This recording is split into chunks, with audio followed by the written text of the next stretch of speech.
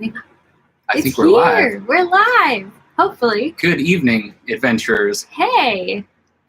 It's pretty late here, so I hope that I hope it's not late wherever you are, but this was the best time that we could find that kind of worked for people who are in the U.S. Everyone. and people who are in Europe. And it works least best for us. It's 11 p.m. right now in Hong Kong, which is where we are, if you guys didn't know that. So sadly, this stream might be cut a little bit short. We'll see. We'll try to go the full hour, but it's been a big day. Yeah, and we'll try to answer every question you guys have. But if this is your first time to this live stream, thank you so much for supporting us. Yes. It really means a lot to us. And welcome. Yeah. So the goal of this is we just, you guys just ask questions and we answer them. Super private, super intimate. Super intimate, yes. But we're going to try to get to every single question that we can. Try not to be too awkward about it because we're a little bit more awkward live. I'm going to forewarn you if you haven't come to our other live streams. First question, can you guys hear us and see us okay? Also, we have a nice little AC unit going because it's pretty warm here. Let us know if that gets too loud and we can shut it off. Yeah, and I'm going to try to maybe upgrade our video setup, our live video setup for future. This isn't amazing enough. Look at us right now. You know, it does the job, but I'm just looking at it right now, and it's just the laptop camera. It looks horrible. We look really bad. Yeah, but also, it's hard we've been out all day. Sorry, we're pretty grungy right now. Yeah, but it's just hard to set it all up with my nice camera to make that live stream. It's just a whole thing to do it, and it's a lot of work. So one day I'm gonna have to do it for you guys. Though. But anyways, as long as you can hear us and see us, can't hear the fan. Oh, good. Shy Yeti. Perfect. Mr. Paul. Good to see you again, by the way, Mr. Shy Yeti. So do we have any questions here yet? So if you guys have any questions, leave them in the chat. Any topics you want to talk about, anything about the channel or about travel or about cool places that you've traveled to that you think we should travel to, let us know, and we'll chat. Awesome. So we have people all the way from Toronto, hello, and from the UK, awesome, from Maryland, all over the world. We are all spread out. I love it. All right. Oh, yeah. Welcome, Danielle. Thank you for the support yesterday. Yeah, we try to do this live stream every month.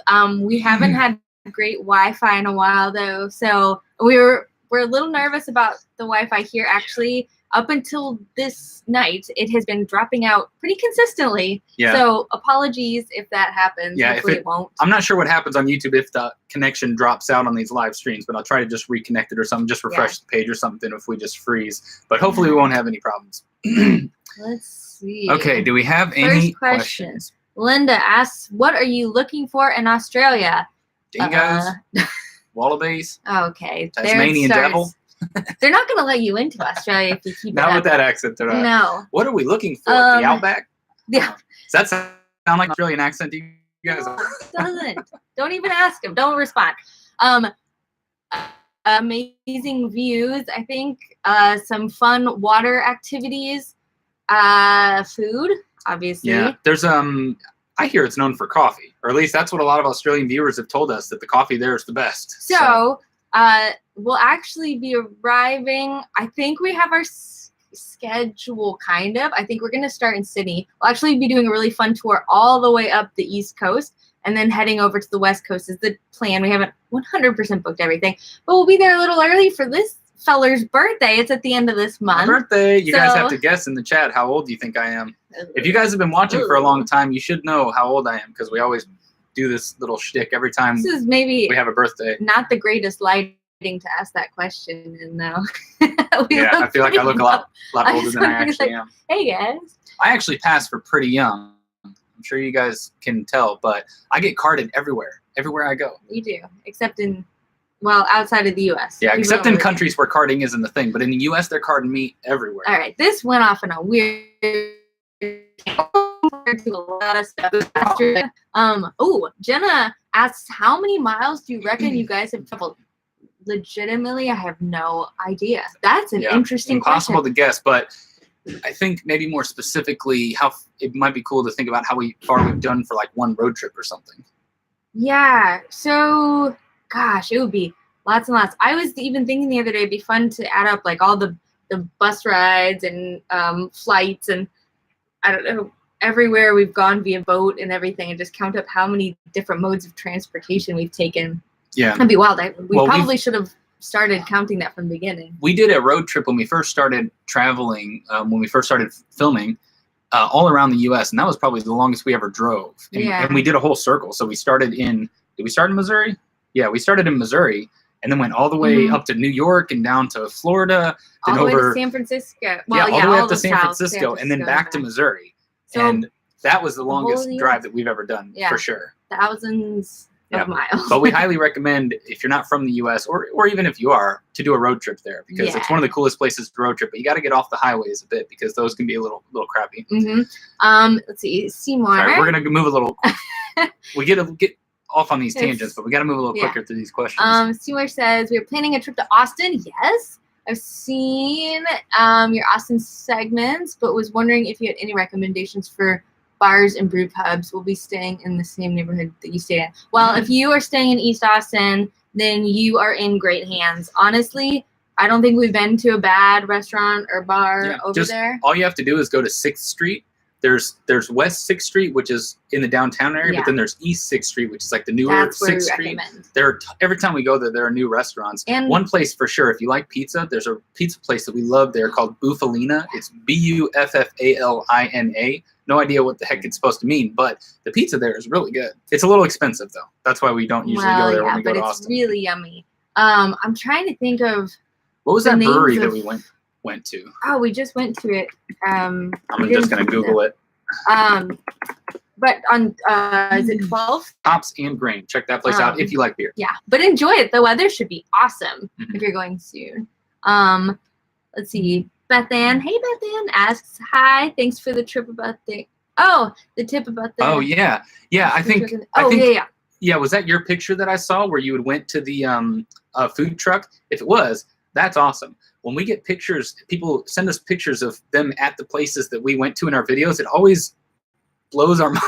It's so cool. Because, I mean, that's kind of how we pick places to go to, right? We just do our research and whatever ones have the best pictures and best ratings. And so I'm glad that we could give you a delicious experience, because that's what we're always looking for. And I'm glad you went to that truck, because those sandwiches were amazing. Yes. I thought. Yes. Yeah. What's next? Let's see. Mr. Shy Yeti, we still have your last postcard on display. That's awesome. Oh, nice. It survived through all the Christmas cards. Well, yeah, I'm very happy to hear that. Should be hopefully more coming soon. The postcards always stress me out because you can't track them, so I never know. So I send them out into the wild and just hope that they get there. Sometimes the post office, I don't 100% understand what's happening when I buy the postage, but hopefully there will be more coming very soon. Abwang, hopefully I'm saying your name right. Sorry if you said already, but where are you? We are in Hong Kong at the moment. We just got here about 2 days ago. We will be filming our first official video, I think, tomorrow. We have a few days left. We'll be here through the end of the week. And then the plan is off to Vietnam. Although we have not 100% booked that flight yet. Oopsie. But we're trying to, we might have mentioned this at some point, but this year we're trying to focus on places we haven't been to yet. So New Zealand, and then we're in Hong Kong now, which we've never been to. We've never been to Vietnam. And then we're going to be in Australia, which we've only been to the airports there. Yeah. And then hopefully we will do, we're thinking maybe, where was it? Sweden. We're trying to work something out there. Yeah, we want to spend some time in the Scandinavia area a bit, because we just haven't really been able to do that. And it's a little expensive, so you really have to plan in advance. We're hoping to maybe do some partnerships up there to mitigate the cost. And then Italy is still very high on our bucket list. Yeah, so we're hoping to spend maybe a month in Italy or so. But all coming down the line. Let's see. Linda, forward to seeing. What was she referencing? Oh, yeah, what are you looking forward to seeing in Australia? Okay. Although it was a lot funnier to say, what are you looking for? What are you looking for? Seymour, congrats on 200K. Thank you. I almost forgot to even mention it. The 200K thing, we've just been waiting for it for so long, and it's been a milestone that's been on our minds for so long that, I don't know, I guess in our minds we were just like, can we get to 200K already? So it just really didn't sink in that much. No, but it's I don't know.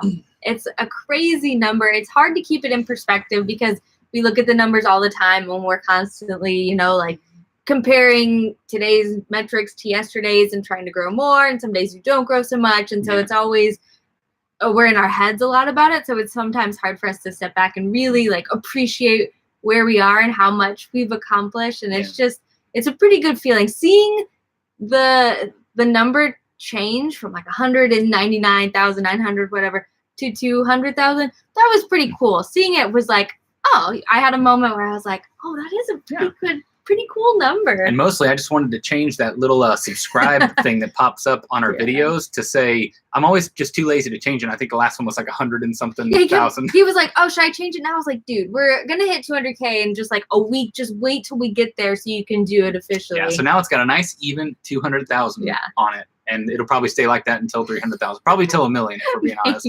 So for about 10 years. Okay, moving on. Kirk asks, best food ever, best view ever, scariest moment ever. That is the way to ask a question. Get 3 in 1. Oh, geez. That's a lot. Okay. Best food ever? Food ever. Oh. I don't know. We get asked that a lot, but I really don't have an answer. We never have a good answer. Yeah, because there is no best food. I mean, if I'm in the mood for sushi, I've had some sushi that I was like, this is the best thing I've ever eaten. Yeah, when we were just in Japan, like everything there was amazing. Yeah, we just had dumplings here in Hong Kong that were just so insanely good. So good. Yeah. I mean, it's all good. Thai food we love. We love Greek food was really good. We love.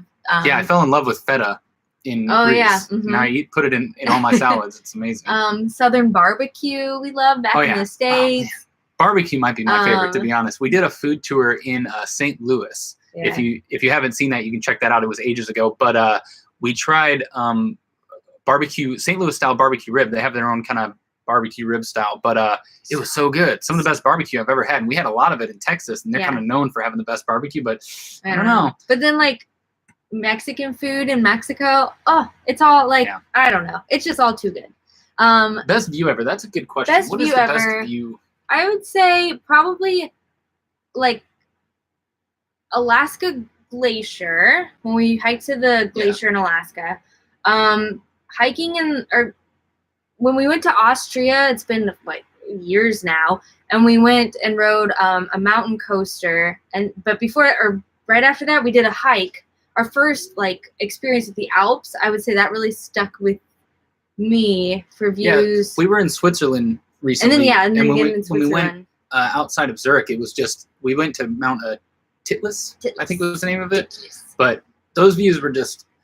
So some views you see it and you're just like, oh, okay. You don't even really process because it just looks like a postcard. It looks so pristine and perfect that you can't even really process that it's real. Yeah. That you're looking at it. The Grand Canyon was like that for us too. It was just so big and vast that you couldn't even really take it in and understand what you were even seeing. Yeah. But and then Switzerland, Grand Canyon, those are high up for me. Santorini, and we just went to Milford Sound in New Zealand. That was amazing. Santorini's a good one. There's this winery, Venetsanos winery, that overlooks the caldera, and you can just see the whole thing. You can see all the different towns. It's just, I was just sitting there. So I remember that one, sitting there and just being like, this is one of the most incredible views I've ever seen in my life. So good. Scariest moment ever.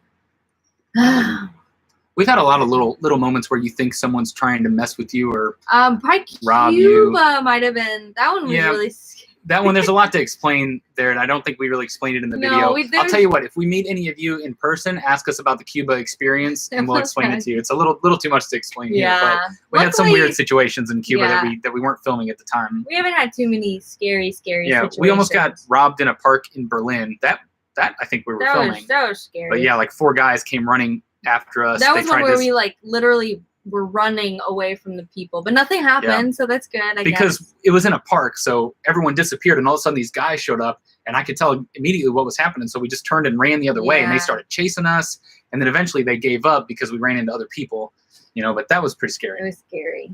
Okay, Mr. Shayeti Paul. He asks, we love all the Australian soap operas in the UK, Home and Away and Neighbours. They used to be very popular. Oh, we have not I've never heard of any of those. I'm not a big soap opera fan myself, but we'll have to check them out when we're in Australia. And then he asks, do you listen to music when you travel? If so, what are your favorites? We do. We listen to a lot of music. I would say right now I'm very obsessed with Billie Eilish. Yeah, she's on a Billie Eilish kick. I'm listening to Noah Cyrus. Noah Cyrus is Miley Cyrus's sister. Yeah. And she's better than Miley Cyrus, if you ask me.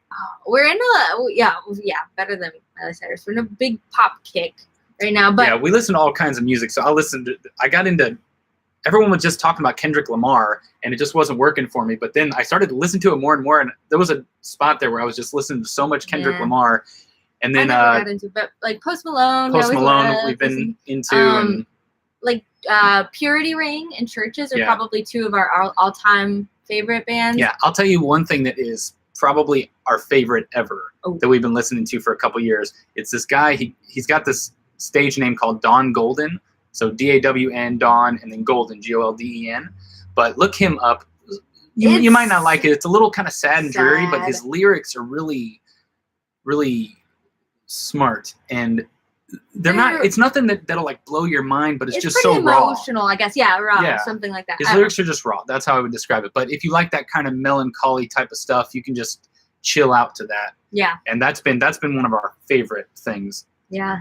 But we could talk about music forever, to be honest, because it's a big part of traveling for us. We're always listening to something. Yeah. Where did I go? What happened? Right there. No, do you listen to music? Oh yeah. Maybe do a year's tracking. That would be cool. I'm assuming you're talking about the mileage. I actually have an app on my phone that tracks our mileage, but it just runs in the background. I don't know if it's still running. Because I just switched phones. I don't know if I added that app. We'll have to look into that. Paul says we love the new introductory graphics on the new videos. Thanks. I'm glad you enjoyed that. Oh, yes. We were going back and forth with that intro. I've been working on it for 2 months maybe, and I just had working on it as I was trying to find it pops up with little characters of us. Yeah. And it's maybe 3 times the length of the one that I ended up using, but I figured it was just a little too long, and I couldn't figure out how to incorporate it. And I think I like just putting the music track behind just that little intro screen. So I think I'm going to stick with that. Yeah, it's really cute though, the whole thing. Maybe we'll use it every now and then or something like that. Yeah. But we watched it a few times and we're like, oh, this thing's really long, and you guys might really hate having to see that every time. But I'm still thinking of ways to incorporate the whole intro, but I just don't know if it just never quite felt right. No. Linda asks if we keep a travel journal on paper for the memories. No. We don't, but to be honest, sometimes we'll just think of something that we did and we'll just go watch the video of it. And it's pretty much the coolest diary or journal you could ever imagine.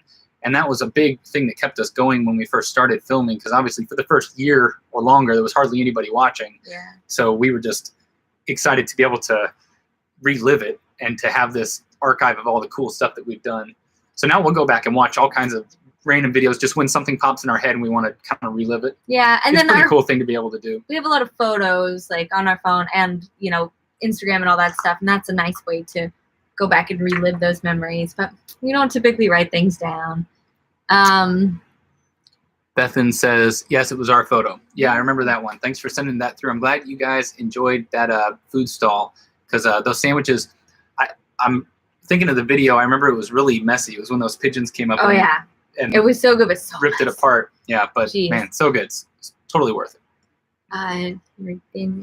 Danielle says, now that you can't do Airbnb partnerships, how are you making up for that? Have you thought of just reaching out to locals to stay with them? If you travel to what is WI, Wisconsin? Yeah. You can stay with us. Huh? Well, thank you very much. Yes, thank you very much for the offer. We haven't. Well, I was gonna say we haven't come up with a 100% solution. We've been trying to do some more partnerships. I mean, we traveled obviously with Ashley and Josh for a long time, which helped cut down on costs. Now we're doing a mix of. Luckily, we have a lot of people sign up for Airbnb using our referral credit, so that's given us a bit of a discount on a lot of our stays. But by the way, if you have never used Airbnb, any one of our videos has a little referral credit in the go ahead and sign in up the description. Because you get a discount. Yeah, you get $40 off your first Airbnb. It's the sickest. We don't really do many affiliate programs, but that is the sickest affiliate program. Yeah, so that's definitely helped. I don't know. Partnerships on accommodations are hard. And to be honest, it was pretty lucky the way it happened, because we had done the Airbnb partnerships for a long time, and that was a big component of what allowed us to keep moving around the way we wanted to and see as much of the world as we had. But now that we're able to make at least a steady income from the channel, we're able to pay for these Airbnbs. Now, if we need to, Yeah, if we need to. And and that's totally fine. And ultimately, that's what we want to do, because then we're free to kind of, go where we want, stay where we want. We're not bound by who wants to work with us or who wants to promote their place. You have a lot more freedom, but then you have to pay for it, and it's a big expense. But ultimately, that was the goal. It's not like we wanted to just constantly be partnering with different places, but it was a bit more of a necessity than if we're being honest about it. Yeah. So we're mostly just paying for things more now. We are trying to do more partnerships that can offset those costs, though. Yeah, and a lot of hotels and hostels are open to that, but we just like Airbnb. Yeah, and trying to coordinate with hotels and hostels is really difficult. It takes a really long time. And they have a lot of people reaching out to them. Yeah. Too. So luckily, we're in a position where we're able to pay for it for the most part. Sometimes we have to stay in a pretty cheap place, or we're going to go to Vietnam, and for a week, it costs 1/5 of the price of a place here in Hong Kong. Yeah. So you have to just kind of balance all that stuff. Daniel says, "Hi, Adventures. First off, congrats on 200,000 subscribers. Thank you very much. Each were the best." Oh, thank you. May I ask, between the Patreon and channel members, roughly how much percentage of your monthly expenses are covered? I would say that we can break even based on ad revenue and Patreon.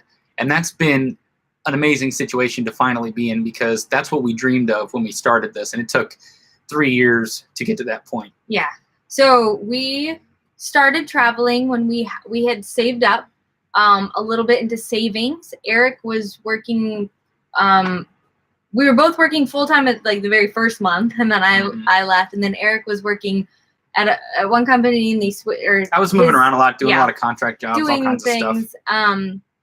And then it was only in the past year or so where we started actually making a bit of money. So our savings obviously ran out pretty quickly in the first year, and then we had to scrape by, and we were doing a lot more Airbnb partnerships at that time, and it was a necessity to make the whole thing work back then. Yeah, but now we're at a point where with the channel, yes, it is enough to pay for our travels. Yeah, we break not even. Much else. almost exactly break even. Yeah.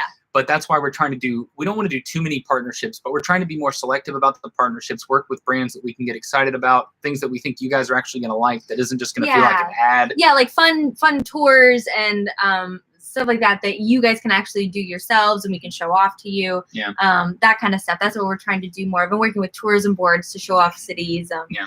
And one thing we've been afraid of is that with this lifestyle, we just weren't sure when we were going to at least break even and be able to put money in savings, because we haven't had a savings since 3 or 4 years ago before we started doing this. And it's kind of a scary position to be in given our age, because I'm about to turn should I let the cat out of the bag? I'm about to turn 33, y'all. Dang. And to not have much, I mean, we have a little bit of something in the bank, but it's nothing, you guys would not be impressed. So now we're at a point where, because we can break even with Patreon and ad revenue, if we do little partnerships here and there, that money can just kind of go into our savings account, so that when we turn 60, I won't be out on the street.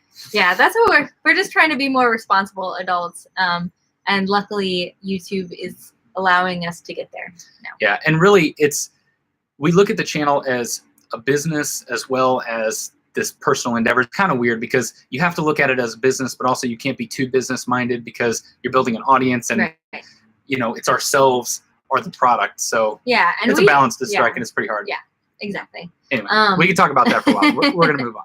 Mr. Dan says, Hong Kong is awesome. We were there in 2007, maybe trying to go back in 2020. Nice. It is it's a lot to take in. Yeah, I'll say there's a lot happening. One thing we've been having just a lot. We just took the last 3 days off, and we just been walking around the city and eating and chilling and working. And I think we realized that we just don't really like cities that much anymore. Yeah. Because it's just this is a cool place if you're on vacation, for sure, because it's very different. There's a lot to do here. The food is so good. Yeah, but we've just been living here for the last 3 or 4 days, and just when we're doing that, we don't want to be in the big cities. Now, when it comes to making videos and showing stuff off and eating food, we do want to be in the city. It's nice, because then it's like content everywhere. It's amazing. It's high energy. It keeps you excited for the day. And it's a weird position to be in. Yeah. Because on a day like when we're just out working and chilling and hanging out, I want to be in the countryside, just chilling in a house somewhere with in a England. Nice view or something. Yeah, but when we're filming and I want to just have options to eat, then I want to be in a city like this. So I don't know. we go back and forth on it, Makes to be me honest. happy. But Hong Kong is amazing, though. But we are going to be get honest. out later this week. We're supposed to be doing a hike in a few days, or that's the plan. Hopefully the weather doesn't have other plans for us. But I'm excited for that, to get out of the city and see the beautiful side of Hong Kong. Abwang says, wow, you said my name perfectly. I'm glad to hear that. That's good, because I feel like guessing. he's not so great at sometimes No. pronouncing names. Second time in your life that's happened. Yeah, Well, well, good. Look at you go. Let's see. Nathan says, do you always have to check your bags in at the airport? They look quite big to fit in the overhead bins. We have been having to check them only because a lot of airlines recently have changed their policies so that anything over, like 7 kilograms, which is about 14 pounds, has to be checked. And our bags are right there. Yeah, they're about 14 So pounds. we normally Or can no, get they're away. 14 kilo. No, they're 14 kilos, so they're pretty heavy. So Yeah. if we can't print our boarding passes ahead of time, then we just end up paying and checking them anyway. Yeah, because this is the way that it works, guys. If you don't have to go up to the counter, no one looks at your bag and no one cares. Even though there's a limit, no one really cares. Every once in a while, someone will look, but 9 times out of 10, no one's caring. Mhm. But if you have to go up for whatever reason to print your boarding pass or for any other reason, And they always they'll see your freaking bag. weigh it. They'll see it and they'll weigh it, Yeah. you know? So you kind of end up screwing yourself if you have to go up to the counter. We've done it where one person stands back and holds the bags and the other person goes up to the counter and then we switch, right? Yeah. There's a lot of little stuff like that you have to do, but it's just every airline's different and they change the rules all the time. They change the weight limits all the time. The prices are always changing. Yeah, but it's so unhealthy that we pay the check bag fee at the beginning when it's the cheapest, and then you don't have to worry about it and be scared day of. Sorry, my chat just jumped. Abwang says, were you able to go to Koyasan when you were in Osaka?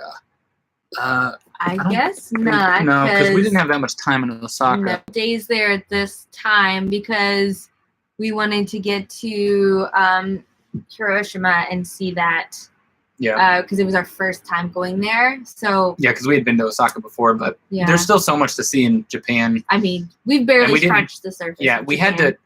to. Our next video that's going to come out tomorrow, we had this issue at the airport where they forced us to book onward travel out of Japan, and we didn't know where we wanted to go. Yeah. So we had to just pick a time to go to the cheapest nearest place, and that was in fact Hong Kong. So that's why we're in Hong Kong right now. Yeah. So if we had had more time, we would have spent. If we didn't have to suddenly book a ticket and decide what our travel was right then and there at the airport, we would have spent more time in Japan. Yeah. But we ended up having to rush through it because of that. Seymour says, follow up on earlier question. Is it significantly easier to get into restaurants and sites in Europe in the off season, say February, than during the summer to make up? No. The Yeah. weather difference. Yeah. I don't know that I've noticed. Also, I'm trying to think. I feel like we only ever go. Well, I guess to the UK and like, I guess we've gone in the summer before. I don't know. Yeah, it just depends. I mean, we're going to try to go to Italy in the off season, or not quite the high season, Yeah. just because we know that can get pretty crazy. I find that if it's a popular city, it's just popular all the time. Yeah, and it depends on the place. Like where were we with the travel beans? Vienna, and we Oh, tried to yeah. go to this cafe that's known, and it's one of those rare scenarios where it's touristy, but it's also known to be good as Yeah. well. And we tried to go there and just had to bail because it was just such a long line. And I think we went like on an afternoon on a Tuesday, Yeah, and it was raining, and it was stuff, just and it was still packed. So I don't know. I don't know. maybe that in the we- off season it wouldn't have been that packed. I don't know, but Yeah. at that point it was, and that does happen. Is it Ian or Lane? I think Ian. Yeah. Ian? Yeah. Congratulations. We had this Oh, conversation oops, sorry. Congratulations with over 200K subscribers. Great landmark. Thank you. It is a huge milestone for us. Honestly, we never thought we would be at this point Never. when we started out. Loving the New Zealand videos, and the pies look so tasty. They were. They definitely share the love of pies with the Scots. Oh yeah. Yeah, Pies. I'm sorry to say it, guys, but those New Zealand pies might have been the best pies that we've ever had. In the defense of Scotland, we haven't had a pie there in many years. Yeah. I'd say. Yeah, I can't remember the last time, but we had some in England that were amazing. Yeah. But those New Zealand ones were just that steak and cheese pie that I had was seriously the best pie I've ever eaten. It was Maybe- just perfect. And I know we've done the fish and chips in a lot of different countries. Maybe pies should be our next thing. Yeah. We'll just try them We'll in just every try pies country. around the world. We'll be the pie channel for a bit. Xenon's tuned in just to say hi from Lisbon, but I Hey. can't stay, sadly. Sorry to hear it, but thanks I for popping know. in. Yeah, hopefully we caught you before you had to leave. Well, it says I saw photos of some of the caves with glowworms at a place you didn't make a video in. Yes. Yeah, we didn't end up filming because we were going to make a clip video of like the ultimate New Zealand road trip. And we went to a few places and just got little shots of them. And the glowworm cave was something we knew we at least wanted to get a photo of. Yeah.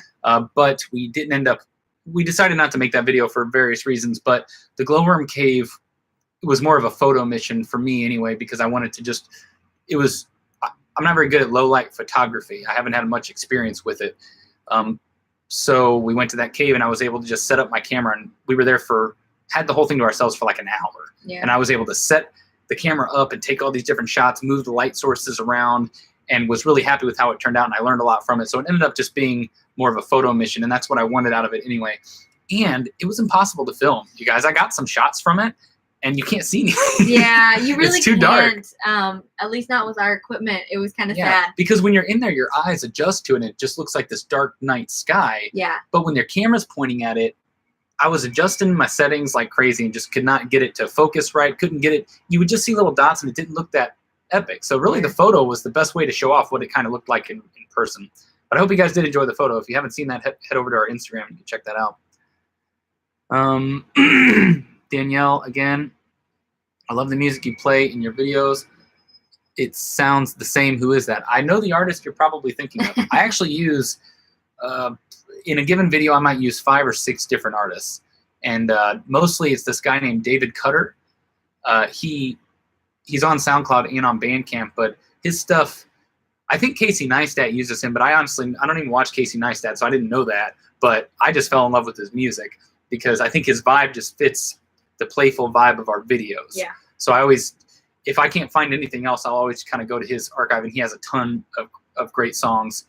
But we also use music from a service called Epidemic Sound, and it's a little bit harder to find the right vibe there, but it's good for filler music. So if I just need classy jazz music for a little segment like I did in the coffee shop scene, if you guys watched our previous video, I just knew I wanted some evening jazz music. So you're able to find that categorical stuff on Epidemic Sound.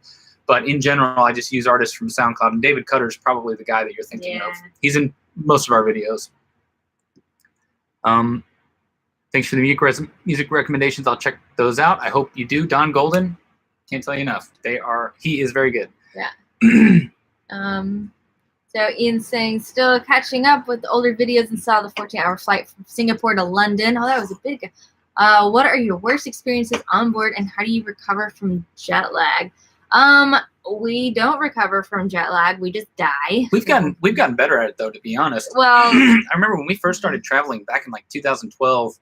The first time I felt jet lag, I went from the U.S., St. Louis, I think, or no, San Francisco over to London, and it was just, it just annihilated me. He got sick. Yeah, I from got it. sick. I almost threw up. My guts were in knots, and I was just messed up. Yeah. And it was never that bad after that. And we've had such worse jet lag situations, and it's never been that bad. Yeah, I guess now we know, and maybe just mentally we're more prepared for it too, so it's not so bad. We still can't sleep on flights, even though we try. We've made this pact to try not to ever do overnight flights again, because we always say, oh yeah, we'll sleep on the plane. We don't sleep on the plane. When the price difference is like $1,000 USD. Yeah, sometimes you have no choice. You just do the overnight flight. When we fly down to Australia, who knows what we're going to have to do. We might be doing an overnight flight. But I'm trying to think your worst experiences on board. We really hate turbulence. And so we've had some flights where it's lasted for like an hour. And that's the worst thing, is when you hit a little bit and they're in the middle of the like in-flight service, and then all of a sudden they come over the intercom and they're like, we're going to have to discontinue the service. We're going to expect turbulence for, the next 15 to 30 minutes. And you're like, no, why? Yeah, and a lot of people, turbulence doesn't bother them, but people actually ask this, or a few people have asked just how, if we get nervous flying, and any tips to kind of get over that. I've heard a couple people ask that, and I was thinking of making a video on it at some point. like tips for not being afraid of flying. Oh, well, let me know when you do that. We'd be the worst people to do that because we never really talk about it in the videos, because when I'm on the plane, I don't want to say it. I don't want to think it, but I'm always scared every single time. Well, I used to not care at all until I started flying with this guy, and he gets so nervous that it makes me nervous. Yeah, I got this thing that I do when the plane starts shaking. I'm like this. He just moves all over the place, and I'm like fidgeting and moving around, and I just can't stop. And then it makes me think he's just freaking, and then I'm freaking about him freaking, and then I'm like, well, maybe he's freaking for a reason. Maybe we're all gonna die this time, and then I get panicked. Yeah. Oh, it's terrible. But for me, if I can see out the window when turbulence is happening, for some reason it scares me a lot more. So I prefer it to happen at night, because I'm like, I don't know what's out there, and I just in my head pretend that we're really close to the ground and everything's gonna be fine if something happens. Other than that, we have been stuck next to some people with epic flatulence. That's been really terrible.